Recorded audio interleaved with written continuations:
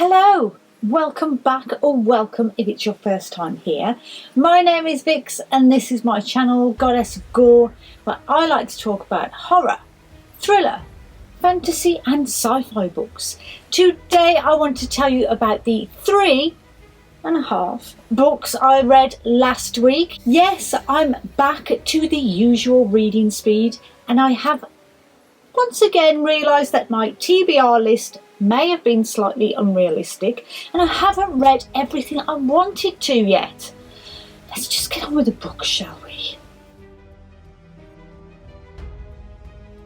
So yes, I have neglected all of my commitment reads yet again, but hey ho, I'm not worried. I'm not panicking. I'm calm. I'm fine. Still a couple of days left until the end of the month, but not by the time this video goes up. So what did I read last week then?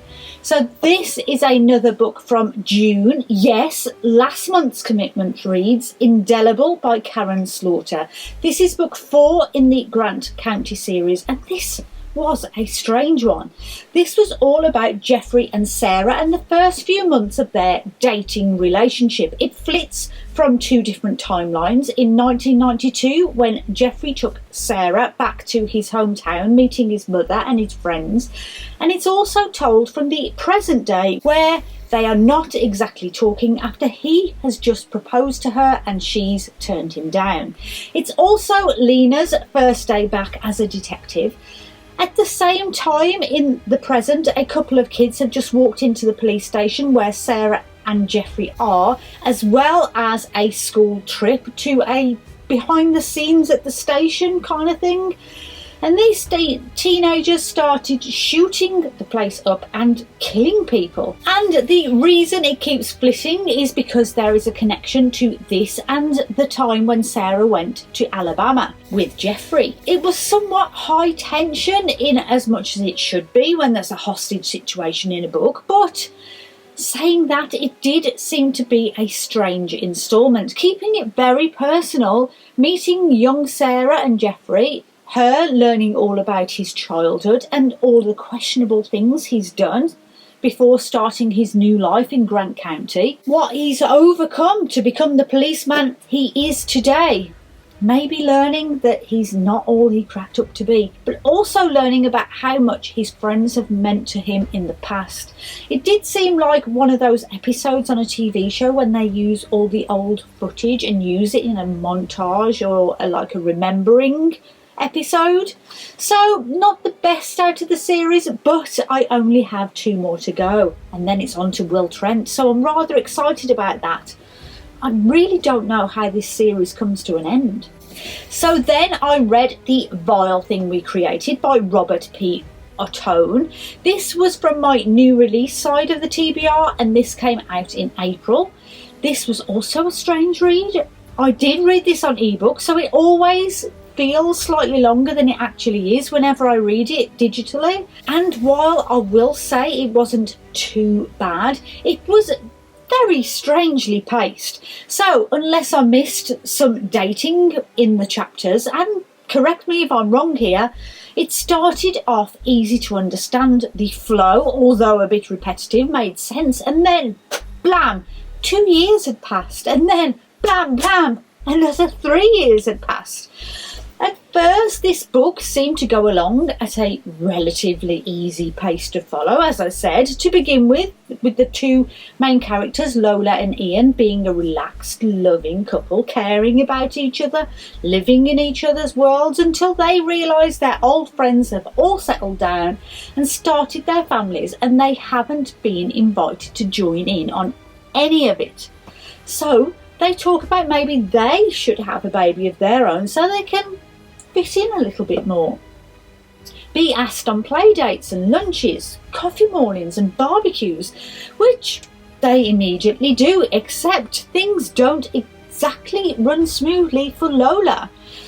Her pregnancy is very difficult and painful. She begins to hallucinate, suffer nightmares, and eventually becomes paralysed from the waist down and has to spend most of her pregnancy in a wheelchair.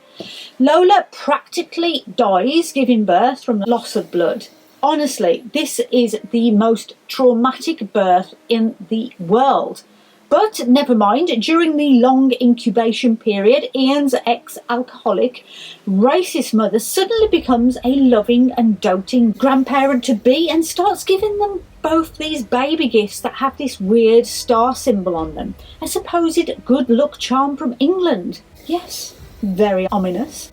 So we have this big build-up for the baby, and then pretty much as soon as he is born, we get more strange things happen, like the obstetrician saying things like, "Your baby never cried when he was born," and the baby seemed to smile whenever Lola was hurt or hurt herself.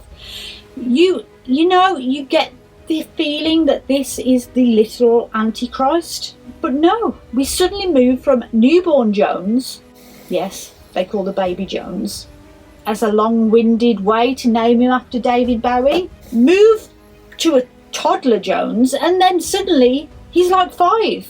I was a little disappointed in this book, but there is some real gems, some wonderful horrific moments in this book. Don't get me wrong, I didn't hate it, but I think Robert could have gone further. There's just too much sex in this book. Like, I get it, they enjoyed being a couple and they really loved each other very much, and how at the age of 30 or whatever they were, they are still as much in love as when they first met. Yeah, I got it. Couldn't keep their hands off each other and all that. I know. Just come on, it didn't need to be rammed so far down my throat. And this took up way too much of the book, and the parts that should have been in it were left out. It's set up basically like a new Rosemary's Baby. It's very Rosemary's Baby, with the difficult pregnancy and the strange gifts and symbols for the baby. And this is the part I really enjoyed. We need a new Rosemary's Baby, and I thought that we had just found it. And then, once Jones has been born, I thought we were getting a new The Omen. This was such a surprise because I hadn't expected this part.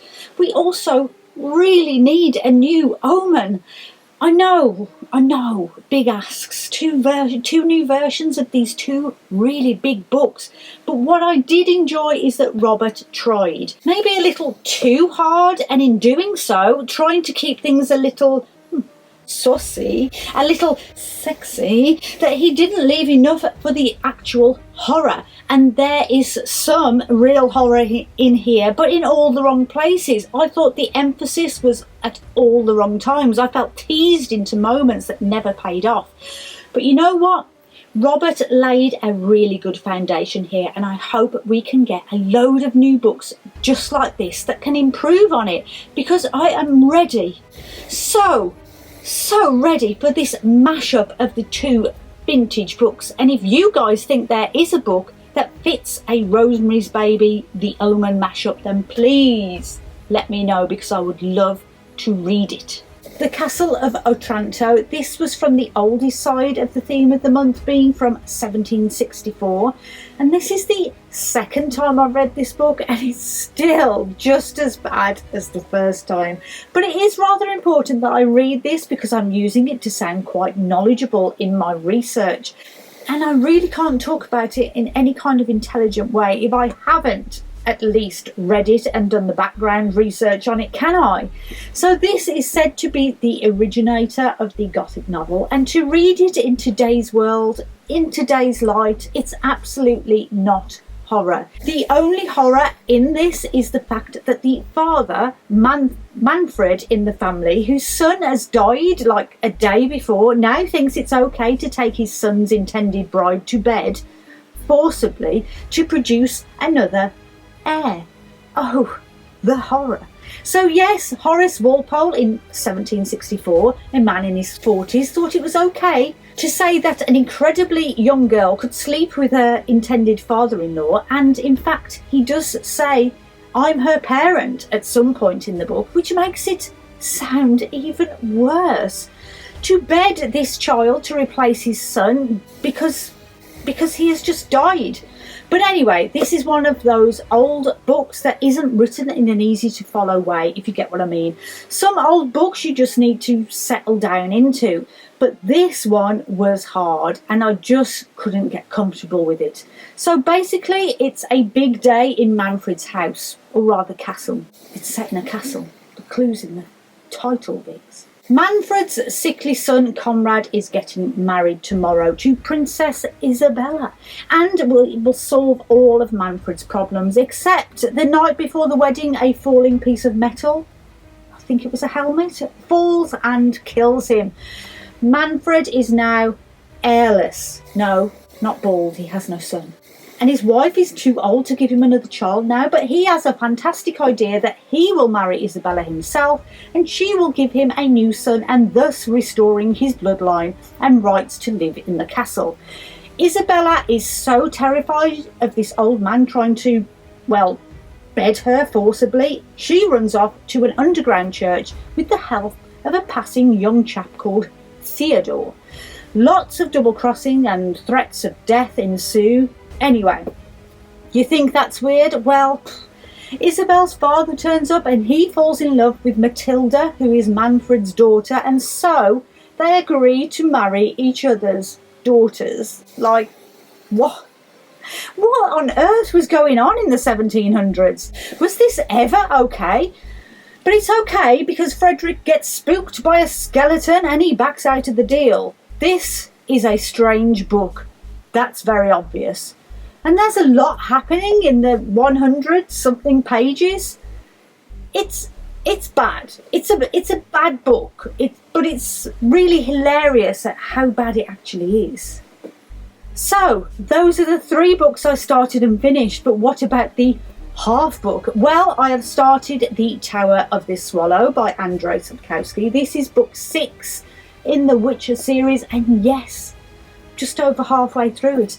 This is mainly about Ciri turning up near dead with a life-threatening injury to her face. It's basically split in half, and Visigotta, the hermit, fixing her as she recovers and also hides out with him. She begins to tell him the truth about who she is in exchange for him telling her the truth about who he actually is.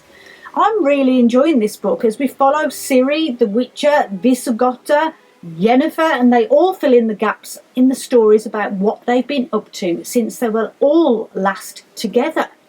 So that's it. How was the end of your month? Are you ready to begin a new month? I'm really sad to see the end of July. I had some really good reads left in my TBR jar, but it's time to move on, make new plans, make a new TBR. And I'll tell you all about those on Friday when I film my August TBR. And I've got a couple of different moods going on in the next one. You'll have to hang around a little bit longer if you want to watch it. Why don't you subscribe and you'll get a little pop-up when it goes up at the end of the week. And while you're there, why don't you click the thumbs up icon too? I was a little sneaky there. Did you see that? A bit sneaky, a bit sly. Like a ninja. Thank you as always for hanging out with me today. I really appreciate every single one of you that tunes in every week. It really does mean so much. Thank you. Anyway, I will leave you as I always do with a favourite quote from one of the books I read last week. What did you whisper to Olivia today when she got so upset and pushed you? I told her I wanted to see what she looked like. With no skin. Make some good book choices this week, my friends, and I hope to see you all again soon. Until next time, bye bye.